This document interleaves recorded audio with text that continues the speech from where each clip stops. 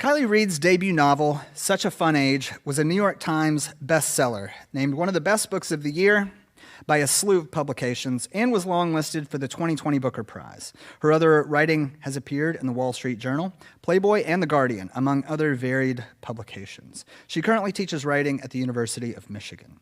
She joins us tonight with her new novel, Come and Get It. In a recent New York Times review of the book, Reid is referred to as a social observer of the highest order, as she tells the tale of an ambitious University of Arkansas resident assistant and her tangled relationships with a professor and 3 boisterous students. Here's to boisterousness. The author will be joined in conversation this evening with Niela Orr, a writer and story editor for the New York Times Magazine. Her work has appeared in the London Review of Books, the Paris Review, and The Believer, among many other places. Philadelphia, please join me in welcoming tonight's guests. Hello, everyone. Thank you for being here. Ooh, hello. Oh, I'm supposed to read. Oh, my God. Okay. I'm going to read a little bit first. This is from chapter 2. Millie pulled out a chair. She began cutting out little cards that would go on the desk of each resident, green slips of paper with the RA on duty phone number, a crisis hotline, the dorm address, and so on. Colette got to work on the residents' door decks. Millie wished she'd observed Colette's handwriting before she'd given up this task, but when she looked up, she was promptly relieved. Colette had written the name Morgan on a pink inner tube, and her handwriting really was quite nice. It was as if she was good at doing an accent. The letter's curves were feminine and round. Millie crossed her ankles. So where were you last year? Southgate. It was such ass, we hated it. You and Rylan? Yeah, I'm hoping this will be a lot more chill. It will be. Students here already have friends, or they're on that housing scholarship, or they're in a sorority, which sounds annoying, but it's not because they're always out. Colette placed sunglasses, reading Kira to the side, holding the edges so the ink wouldn't smudge. I don't mind that. I'll be good as long as there's no freshmen, and as long as I don't have to communicate with Joni. Millie laughed through her nose. Was Joni in Southgate with you? No, she wasn't, thank God, Colette said. But we both worked at Clubhouse Fitness last summer, and she was annoying for obvious reasons. But then, okay, so when the minimum wage changed from $8 to $8.50, I made this presentation on how I should be getting $9.50 because I was killing it over there. I got like 4 old people to start taking Pilates. I probably added years to their lives, and they love me, but whatever. Anyway, the management ate it up. They were like, ooh, PowerPoint, look at this initiative. And they gave me $9.16 an hour, which was dumb, but I was like, fine. But then Joni was like, how is that fair? I've worked here longer than you, blah, blah, blah. And I was like, Kate, you've worked here like 4 months longer, but if you want a raise, then go ask, loser. And she was like, that's not the point, that's disrespectful. At this, Colette looked up. With a Sharpie in hand, she did that quick, listless motion for someone jerking off. And she was just a huge dick to me all summer. She'd be like, hey, Colette, the spa water needs ice. Like, ooh, cool, thanks for telling me. Millie smiled. That's really dumb, she said. I know, she's such a pill. She also got pissed because this one time, I don't even remember what I said, but I'd always assumed she was gay because Colette lifted her shoulders. Like, fucking duh. And I said something about it, and she was like, what? Why would you say that? And I was like, whoa, my bad, but I'm gay, so chill out. But yeah, when I saw her name on the dorm list, I was like, wow, I'm going to jail this year. But then I asked Amy who I was paired with, and I was like, okay, fine, she seems normal. At this, Millie experienced what she knew was a surplus of flattery and what felt like an adolescent intrigue at learning that Colette was gay. In order to not draw attention to Colette's gayness, something she hadn't considered one way or the other, Millie picked up another sheet of cards. I'll stop there. Thank you for reading that that scene. It's such a wonderful passage, and I feel like it really just encapsulates the strengths of the book in miniature. Like, you get the sense of humor and the incredible voice, and one of the most persistent themes of the book, which is money and people's relationship to money. So that was sort of like a great encapsulation of what you do so well here. But I guess I wanted to start by taking it back a little bit to your first book, which was set here in Philly. I think parts of it were set in Washington Square West, right? Yeah. And then Kensington. Yep. And you lived here for a while. And then did. now you live in Michigan. It was for a job. I had to. Yeah. Yes. And you taught at Temple, right? I did, and I enjoyed it a lot. Okay. So I just wanted to start by just asking, like, what is it, how it feels to be back in the city after so long? It weirdly feels really great. I still love Philadelphia so much, and just walking around downtown today, I thought, oh, this was so nice. This is a really great place to live. Of course, you go where there's a job, and I have a little baby daughter now, and you have to do what is stable for children. But I very much miss Temple students and being in Philly. It's very rare to have a walkable city in the United States, and that's something that's huge in Philadelphia. And I also just love the energy here a lot. So if you ever want to come to the Midwest, that's where I am for now. Philly is a great place, and Philly also represents to me the first dip I took into seriously researching for a project. I didn't live here when I was working on Such a Fun Age, and that was a Hanukkah present from my husband to me. And I came here by myself and walked around, and I had a friend who went to Temple, and I felt like, okay, this is where Amira would go, and this was the first big research trip I ever took, and it still means a lot to me. Yeah. I went to Temple, so I was really excited to see Temple good. represented so well in your book. And so the first book, obviously set in Philly, and you moved the action for Come and Get It to the University of Arkansas in Fayetteville, Arkansas. What interested you? So between both books, you sort of had this interest in campus life. Yeah. What appealed to you about campus life? That's a great question. So I've lived in 3 college towns now. I lived in Tucson, where I grew up, at the University of Arizona. I lived in Fayetteville. I'll get to that in a second too. For 1 year, I went to Iowa, and I guess 4 cities now, in Ann Arbor as well. I lived in Fayetteville from August 2016 to August 2017. My husband had a job there at the law school. I had just gotten rejected from 9 grad schools, and he said, do you want to come try again? And I was like, sure. So, and it worked out, thank God. But I just worked at a coffee shop and wrote articles for a small magazine there. College life is really interesting to me because most people who go to college think it's that's what you're supposed to do and that's the next step, and that wasn't until fairly recently. College wasn't the thing that you had to do for a job until maybe 50 years ago or so, when it started becoming more popular. I know a lot of our parents went to school because their job paid for it, and they went at night, and it's like this now accepted way of a transition into adulthood.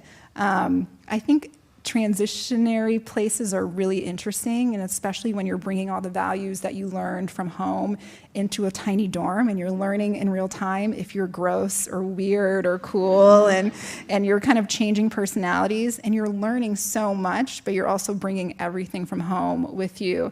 And so I liked the idea of a dorm being this hothouse for interacting with all those things, particularly money. I watched a lot of dorm tour videos on YouTube. There are so many dorm tour videos, and I was really interested in consumption and what we buy and what we're feeling when we buy it.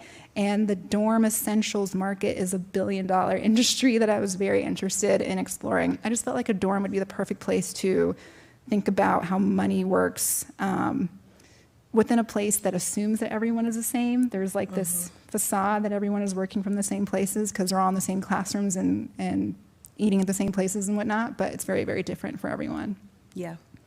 I'm curious to know the transition between the 2 books. Obviously, there's this notion called the sort of sophomore curse, where it's you have an incredibly successful. I heard sophomore slump a lot. Sophomore slump. But you had this incredibly successful first book. It was a New York Times bestseller, and then it was longlisted for the Booker Prize. Yeah. So how did you find your way into the material for the second book, and how did this idea come to you? The wonderful and terrible part about publishing is that it takes forever. So I sold Such a Fun Age, and it didn't come out till 18 months later. And so I started working on Come and Get It 10 months before Such a Fun Age came out. And they say the best way to get over someone is to get under someone else. And so I just started working on something else, and I didn't really care about it as much. Your whole life as a writer, you're always writing, not thinking that you're going to get paid for it. And so I tried to really harness that feeling. I am doing different things stylistically within Come and Get It than I did with Such a Fun Age, and I think that I had the peace and quiet to figure out those things.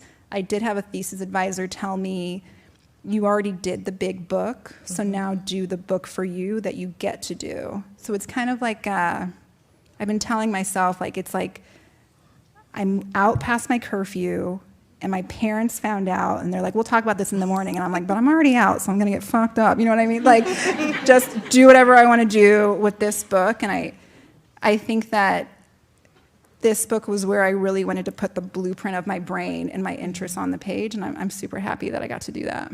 You mentioned some stylistic changes that between the first two books. Can you talk a little bit about those? Sure. On a sentence level, I like to work in close third, but I got even closer, I feel, than in Such a Fun Age. Things were a little bit fragmented in the way that people think. I dip into Kennedy's mind really hard, probably harder than the other two characters, even though you see her a little bit less. Letting pop culture references into the book was something I didn't do as much with Such a Fun Age.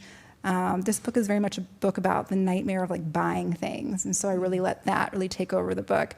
Not everyone wants to read like descriptions of a dorm room, but I could read those all day long. My editor did pull me back a lot with those. And I think because of the way that I researched by interviewing a lot of people for this book, the dialogue took a turn, and I wanted to just drop people in like a docuseries almost and give a little bit more effort to how people actually speak. And so if you've ever transcribed anything, you know that people don't speak chronologically. They go in and out, and they say, oh my gosh, yeah, no, like, and it was a balance between making those idioms not grating, but still paying homage to how they work in real life. I think those ways were intensified in this novel. Yeah, you did an incredible job. I mean, the shifts in perspective were so well done, and everyone's voice was so clear. And I'm curious about voice and how you developed all the voices here. I mean, there's like an incredible cast of characters of maybe like 10 or 15. Like they're like maybe 5 or 6 college students, and then a few other people, including one of the main protagonists. How did you manage the cast of character, and how did you find a voice for each person? Reading other works was really beneficial in terms of that. So I got lucky, and things were very neat this time, and each of my main characters was inspired by another work. So Agatha, firstly, was inspired by a book called Paying for the Party, How College Maintains Inequality. And it's written by 2 sociologists who did a 5-year study on young women at a Midwestern university and their finances or socioeconomic backgrounds and the opportunities afforded to them later. I think reading an academic work of people interviewing students the right way helped me get into the voice of Agatha. Of course, in the beginning, I let a friend read some pages, and she was like, no, this is what you would think is funny. This isn't what she would think is funny. You need to back up. So there's a little pull and push, but reading actual academic works helped me get into Agatha's head a bit. For Millie, I was really inspired by this book called Knocking the Hustle Against the Turn in Neoliberal Black Politics by Lester Spence. I don't know if you've read it. It's so good. I don't even know how to describe it. There's civil rights, there's the inevitability politics we're pushed into, there's hustle culture, and it's really beautiful. And Millie is a hustler. She believes that by working hard, she'll get what she wants. And there was a chapter at a faith, finance, and family summit, and everyone was encouraged to chant, I am a millionaire in the making. And there was something about that sparked Millie's voice and just kept me there. And then I read a book called Monoculture, How One Story is Changing Everything, written by F.S. Michaels.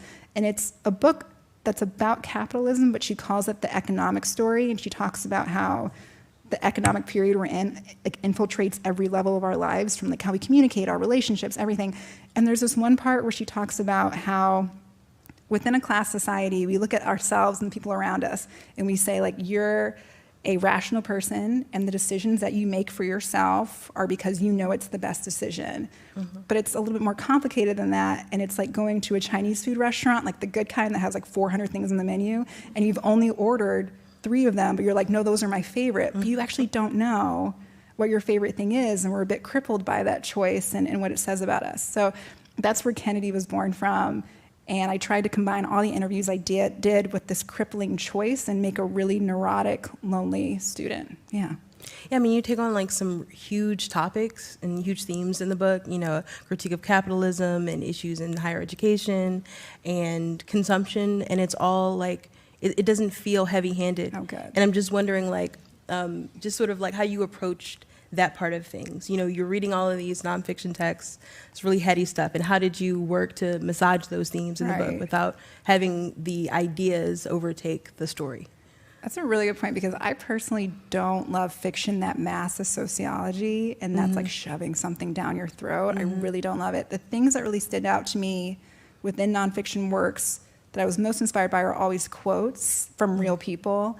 There was a quote within Paying for the Party, the young woman saying, "All the cool girls on my floor have big puffy coats. I want a big puffy coat." And I just thought, oh, that was just something so tender within that. And so I think that that does more of the work than like me explaining, you know, the depths of capitalism or anything. And I also just don't think that's my bag completely. Yeah.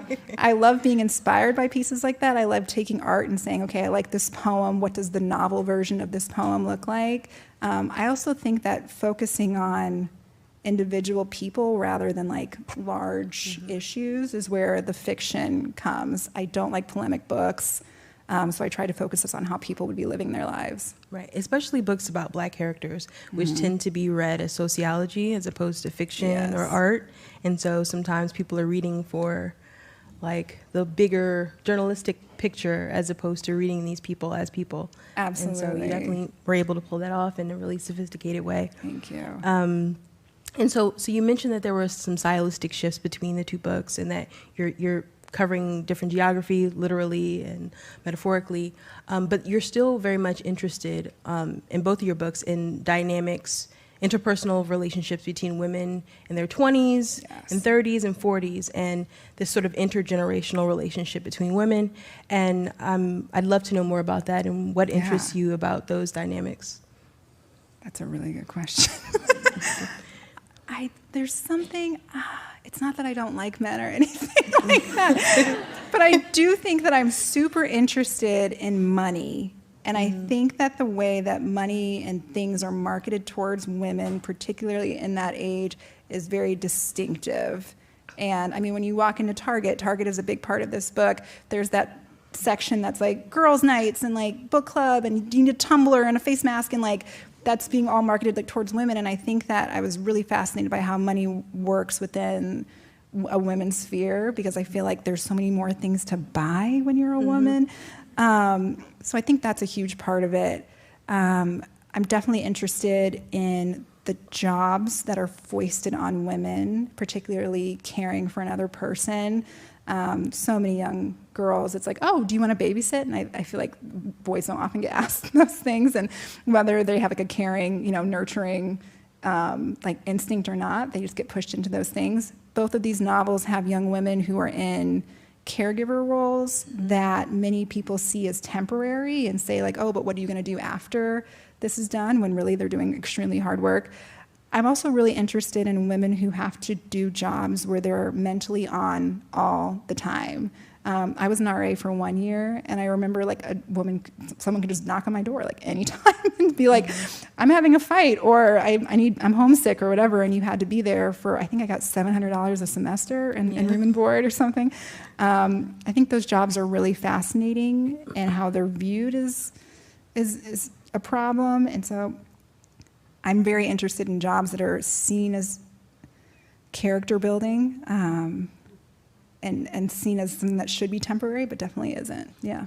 It feels like there's a resonance, you know, in terms of caretaking and caregiving and character building, right?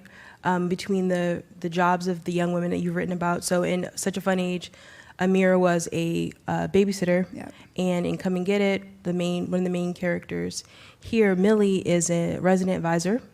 And I'm curious to know, like, what you think the relationship between caregiving and novel writing is. And also, I mean, obviously character development is a big part of writing novels, but like, what about care? What is the novelist's relationship to care?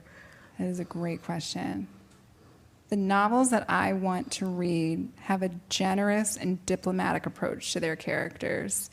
I did some satirical elements in Such a Fun Age. I did not want to do that here. I was not interested in making fun of young people and saying, like, look at these dumb kids, because I don't think they're dumb, and I enjoy listening to anybody speak in a certain platform. The novels that I want to read present characters at their worst and at the top of their intelligence and show me how good they can be as people and what they value as well. And I think that when you present characters at their best, when they mess up, it hits even harder. I do think it's an artist's job to tell the truth.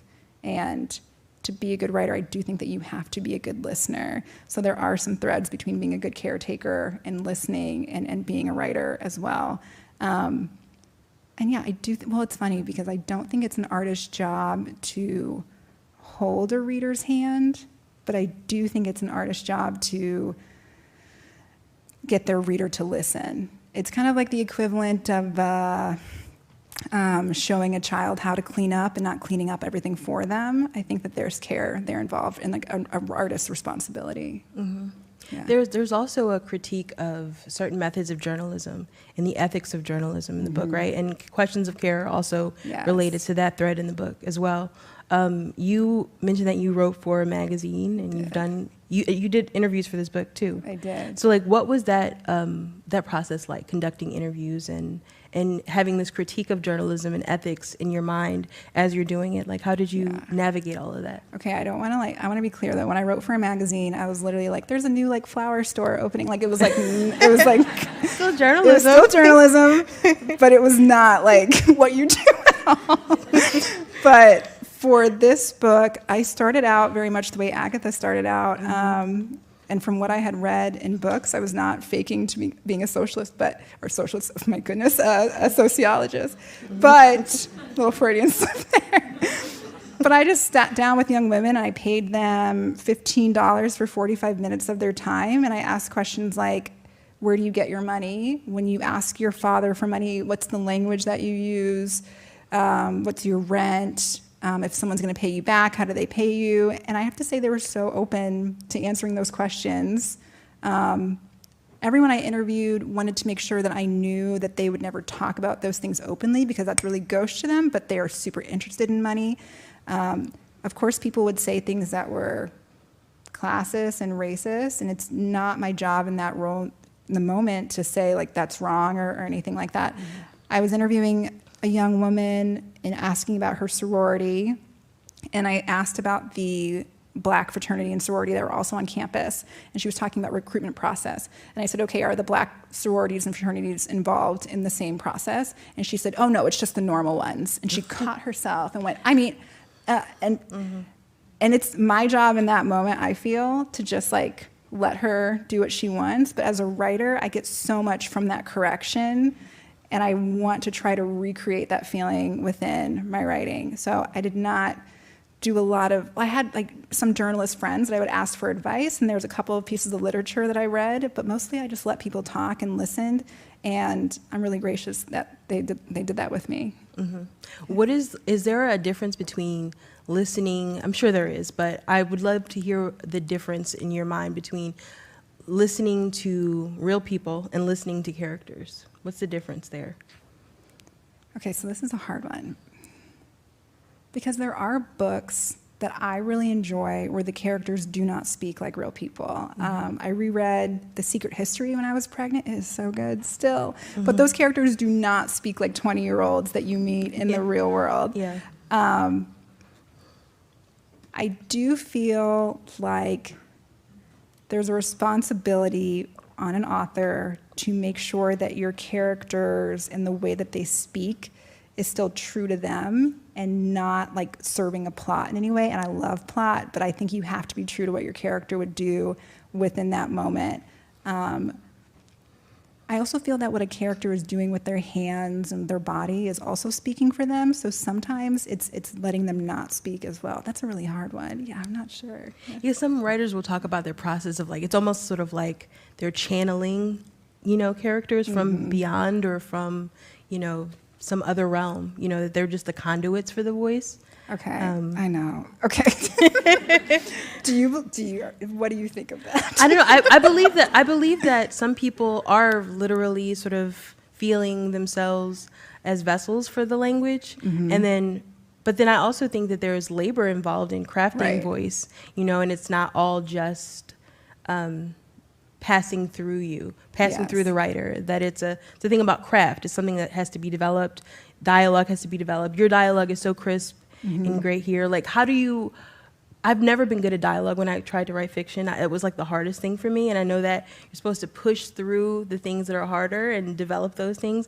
And I just had the hardest time with voice and dialogue.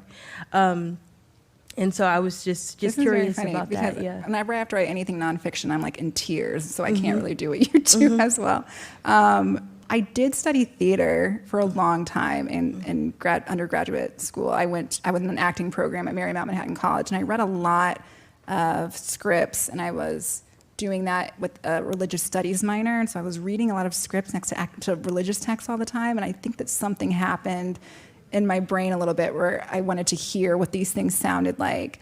I'm just nosy too, and I just want to hear what people are talking about, and there's something, okay, this is going to be a crazy thing to say, but I feel like a wormhole forms within your brain when you can hear someone saying something the way that you see it on the page. And whether you're like, I've done that, I know that person, I've seen that gesture, and there's like a connection that forms that is so elusive but meaningful right in that moment. And I'm always trying to get that exact moment. I think the perfect gesture will break your heart in a perfect way when someone's nervous or trying something new, and I'm just always searching for those moments. Yeah. You do such an incredible job of weaving together. Like there are a bunch of interesting repetitions in the book, and there's these really interesting ways in which people will say a phrase, and then you'll see other people repeat that phrase throughout the book. And I'm just wondering how you sort of managed. It's almost like these ideas or these repetitions of phrases and language, almost like memes in a way. Yeah. And I'm just curious about following the thread of all of those things throughout the book and how you kept yourself organized as you were writing. Yes, I do plot things out. I write everything down of the first time someone says something, when it's repeated, the first time the dishes are left. I do plot all those things out. When I am plotting things out, if everything is going according to plan, I know something's wrong though. It's just I have to follow the story and what the characters are feeling. And there was a big moment in Such a Fun Age where for 2 years I thought Amira would be talking to Alex in Alex's apartment during this one moment when she's really upset. And then when I got to that scene, I was like, she would never leave her apartment. She's upset. What are you talking about? So I have to change things around. Some of those moments will find you as the writer, and you think, oh, she would definitely think of this moment. And some of them you kind of plot out a bit. I do think a novel should be entertaining. Those are the kind of books that I like to read, so I definitely try to schedule them when it will hit the reader the hardest. Yeah. Mm-hmm. You talk a little bit about, there's this incredible idea that you raise in the book called pleasure deprivation. Yes. And I'm curious about your relationship to pleasure deprivation, because I know writing a book, you said it took 4 years to write this book. And so what is it like, I know writing can be grueling and really, really difficult. And how did that idea or that idea come to you, and how do you manage that in your own life?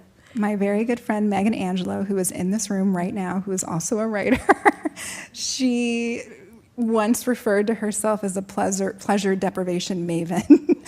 And this is why, because she's a brilliant author, and myself and her do this thing where we're like, okay, you are not allowed to get a haircut until you make it to chapter 5. You're not allowed to do that. When you make it to this thing, then you can do it. But you have to deny yourself all pleasures first. And I think that that's something that we all do. I wanted to combine that familiar sensation with consumption and how we go to buy something when we feel bad.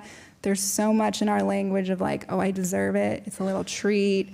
I remember during the pandemic when people would say, it was so odd. It was people were applying diet language to how they were living their lives all the time. They would say, well, we went to a restaurant, but we'd been so good. We deserve it. We had stayed in so many times. I'm like, what are we doing? This is so weird, the way that we're talking about this. So I think that combining the pleasure deprivation with consumption was a really interesting notion to explore here. I think the pleasure really comes from buying things. I think during the pandemic, we all saw like people desperate to go to restaurants, and I just had this feeling of like, why are we so desperate to have people serve us? Like, why is that the thing that you're like, I miss someone like bringing me a plate? Like, what is that doing to us?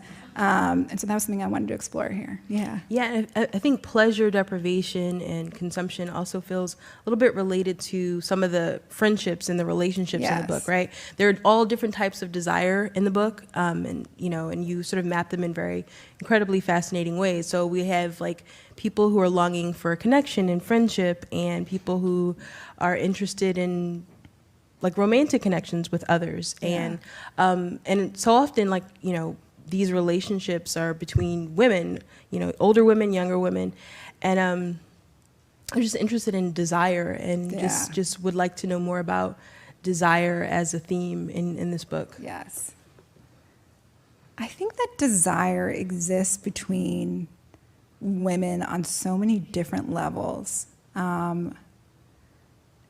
Sometimes it's romantic, and sometimes it's because you want to be somebody. Sometimes it's because you want what they want.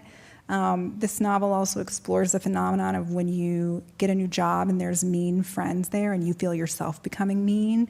I think the desire to belong with other people and feel young is something that I wanted to explore. I think that we are often humiliated by what we want, if that makes sense. Like you find I found that when I was reading my peers' work when I was in graduate school, I felt that people were writing down their fantasies, and it humiliated me to be reading it.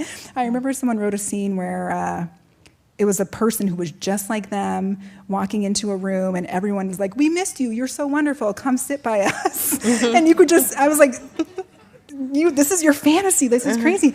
And you're just writing it in there. And I think wanting things is something that as you grow older, you feel that you have to add an etiquette to. I have a 1.5-year-old, and when she wants something, she wants it. Like, that is it. And I wonder where that goes. And I'm so interested in the propriety around wanting something and why we want those things.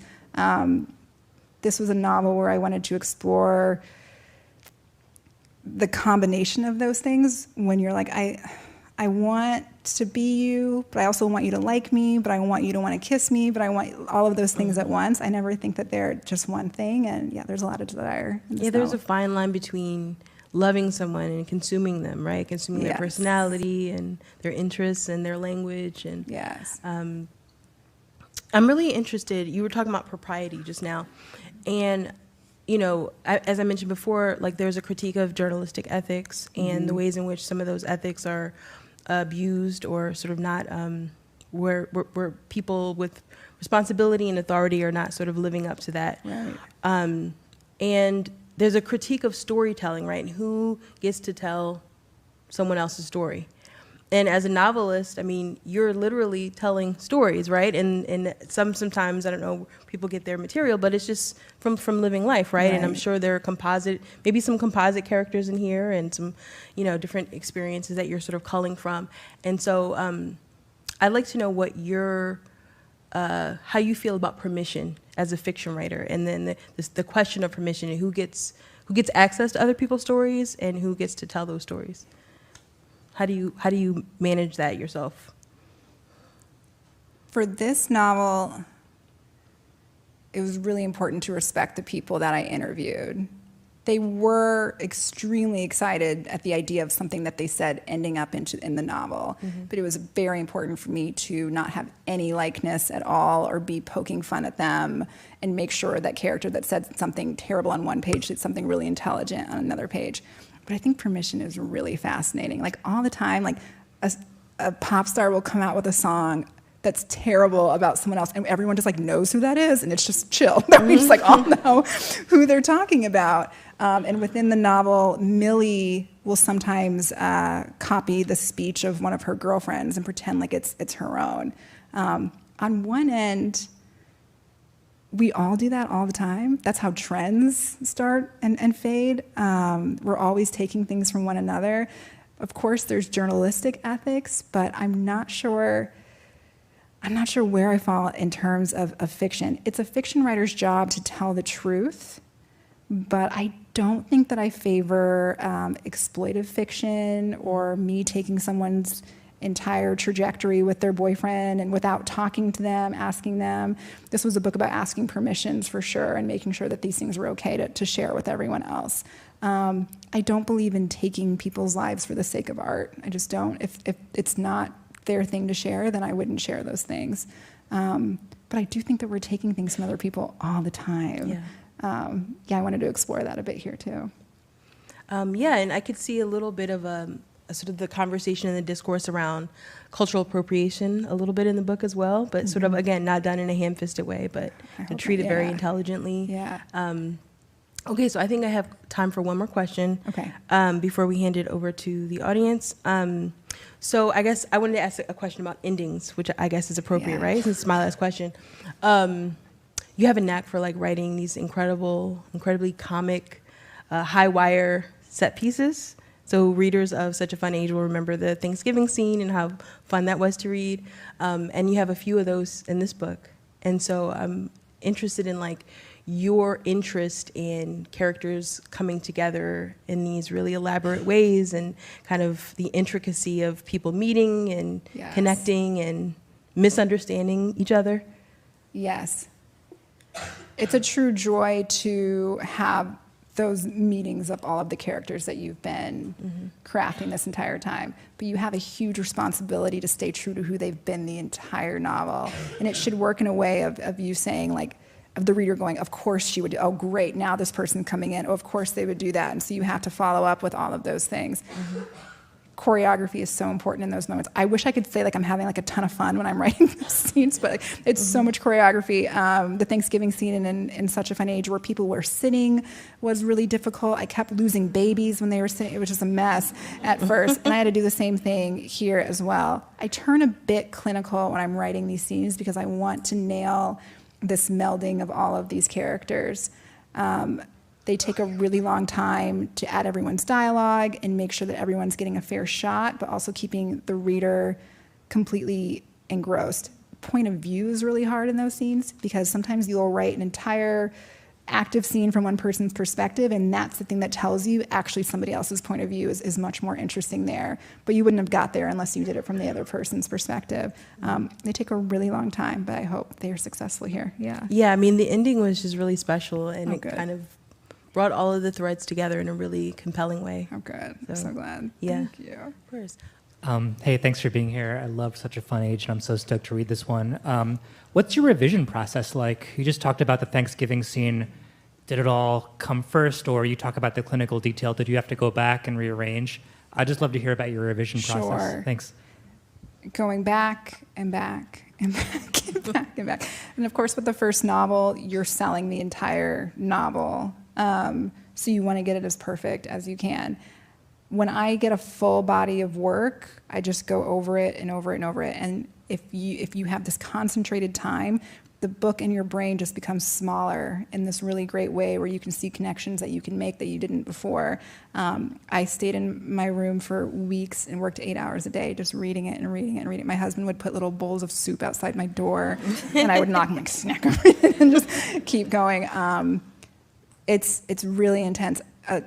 A professor of mine said something that really stuck with me was just to have a really guided read each time. Okay, so this time when I'm reading it, I'm going to read it for Briar. Okay, this time when I'm reading, I'm going to read it for the dorm and make sure the setting is perfect.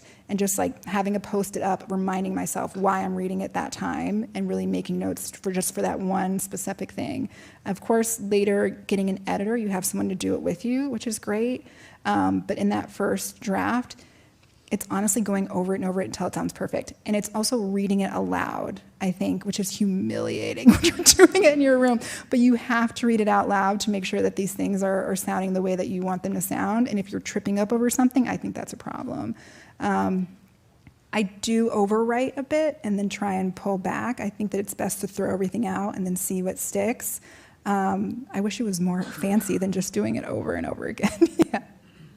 I'm curious, if I'm not trying to put you on the spot about your next project, but I love both of your books, and I was really interested in what you were saying about Target and like going in there and how everything is like for women to have like a girls' night. And as a new mother, also a new mother, as you know, there's a lot of stuff marketed at new mothers, like even wine, which is very problematic in my opinion. Like, mommy needs her chill out juice or whatever.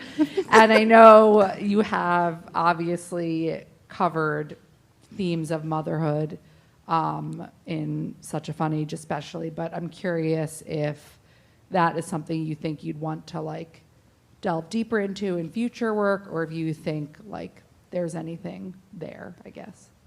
I think the mommy consumption line is fascinating. I would be shocked if it didn't show up somewhere. I was just, because, as a mom, we bought all the books and we read like 2 chapters of them, and I was reading about how for hundreds of years, most children from like super low income to super wealthy all played with the same toys. It was like you're going outside and you're playing and you're building and like rocks and whatever. And then after the Industrial Revolution, it was like, oh no, toys are educational. Like, do you want your kid to be smart? Well, you better buy them these blocks or whatever it is. And so now it's just like all this stuff for moms and the guilt of like, well, you better buy this thing for your kid. So I am really interested in tracking those flows. I'm also super obsessed with like the pipeline of like what do they call it? When people market to when you do something in a certain setting, like you know how you only have like tomato juice like on an airplane or whatever, like those things. They're marketing that towards moms a lot. Like when you throw your kids in the thing, you do this, and then when you're done breastfeeding, you do this, and like I think those things for mothers are fascinating. I definitely see mothers in the future, the feeling of being like obsessed with my child. Like I want to explore that in writing a little bit one day. So yeah, it's definitely possible, I'll say, yeah.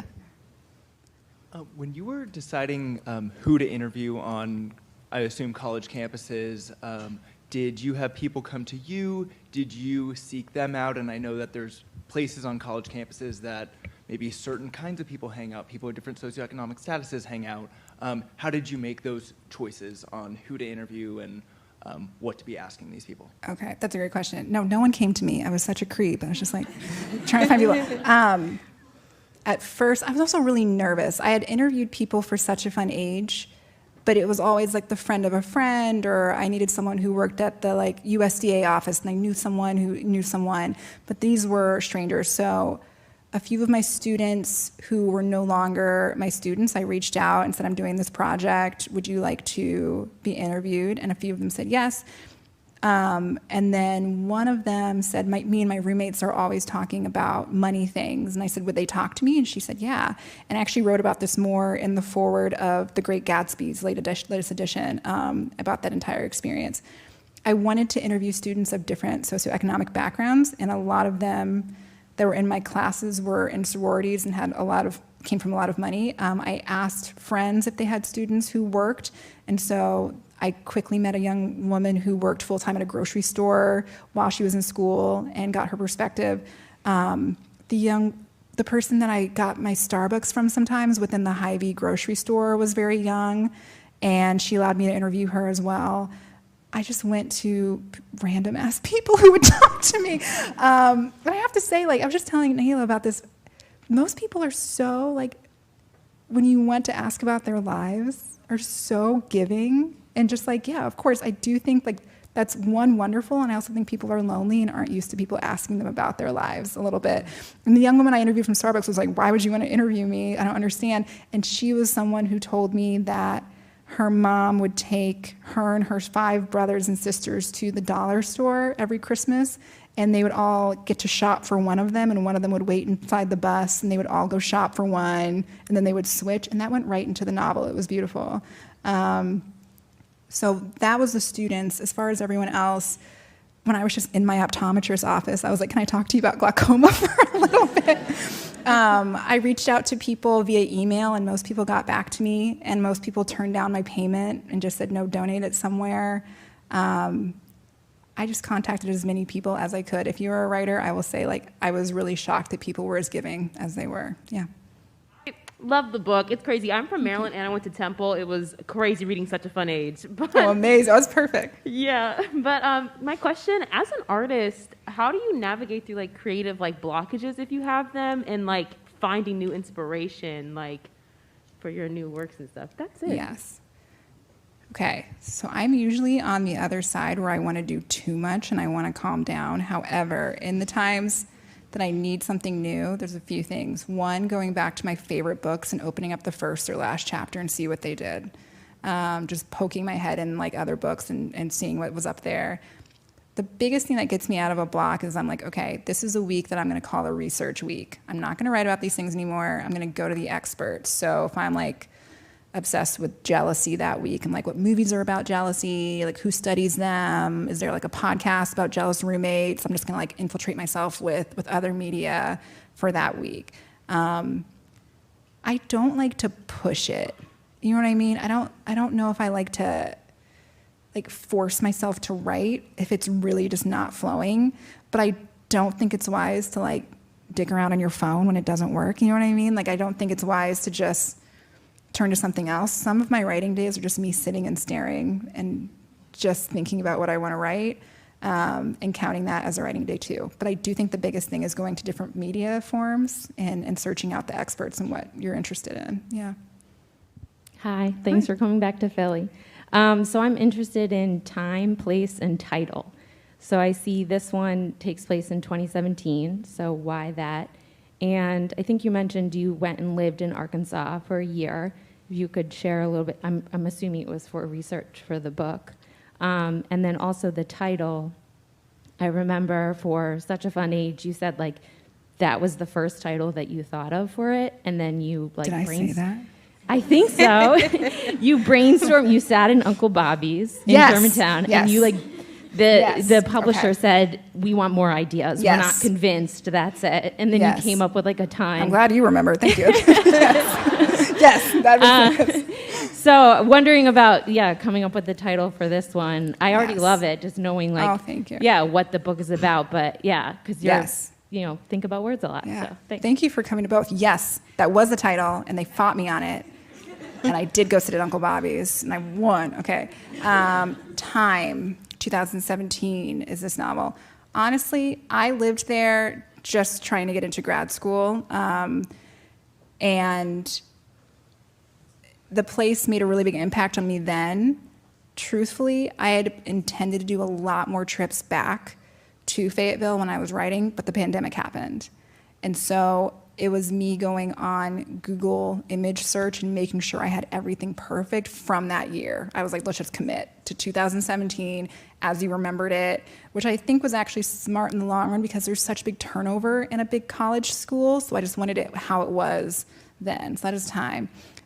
Place, I was just there. And I think that Fayetteville is really interesting because in my research, I interviewed a lot of people who live in the South, and they would all say the same thing, which was, oh, Fayetteville, that's not really the South, though. Like Clemson, that's the South. Auburn, that's the South. Fayetteville, that's like Denver. I was like, what are you talking about? And so I think that places that are geographically Southern, but not under the philosophy of Southern are really interesting. And then seeing people who are trying to like up those Southern values and other people who are trying to deny them is really interesting as well. A lot of people in the book talk about like, they're always asked, like, does she have an accent? And it's like, no, it's just people living in this place. And I think that the fact that Fayetteville was such a bubble within Northwest Arkansas was really interesting, but it's also was really beautiful. So I was happy to go there mentally. Time, place, and title. I did not have a title for this for the longest time.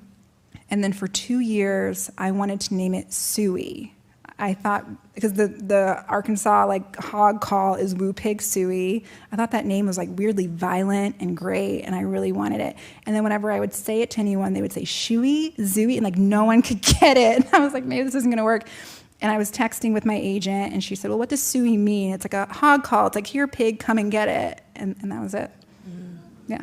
This is Probably a lame question. You probably get it a lot. But I guess like you talked about going back to your favorite books. What are they like, and what are your like what older authors like inspire you, and ones that are current, and ones that are unknown that we rarely get to read? I know this a lot. But. That's a great ending question. That's great. Going back, I feel a little cheesy, but I love Giovanni's Room by James Baldwin. Like everyone's like, we know. It's like, but yeah, he just. The character of Hella in that book is just like always does something to me. I love Giovanni's Room a lot. I just started getting into J.M. Coetzee. Had you read? Mm-hmm. Disgrace it's incredible. In terms of like a plot moving, Coetzee really knows what he's doing. Like I said, I recently reread The Secret History. It knocks me out. A new work that I just read that really knocked me out was Worry by Alexandra Tanner. It's out in March. And I love that book. Did you ever read Special Topics in Calamity Physics? No. It's a good one. There's just what she's doing in that book. It's so creative. And I don't even want to say anything else on that one. That one really gets me. And also The Factory by Hiroko Oyamada is really wonderful as well. I'm teaching a class right now called The Workplace Novel. And so I get to reread a lot of my favorite books about work. And this is a book about a factory where young people go to work and they're doing really odd tasks like editing memos and then immediately shredding them, and dark birds are hovering over the building, and that's all I'll say on that. Yeah, those are the ones I would suggest. I think that's all the time we have. Thank you. Thank you so much for being here. Thank you all for being here. Thank I think you Uncle very Bobby's is much. selling books outside. Thank you. This was really lovely. Thank you so much.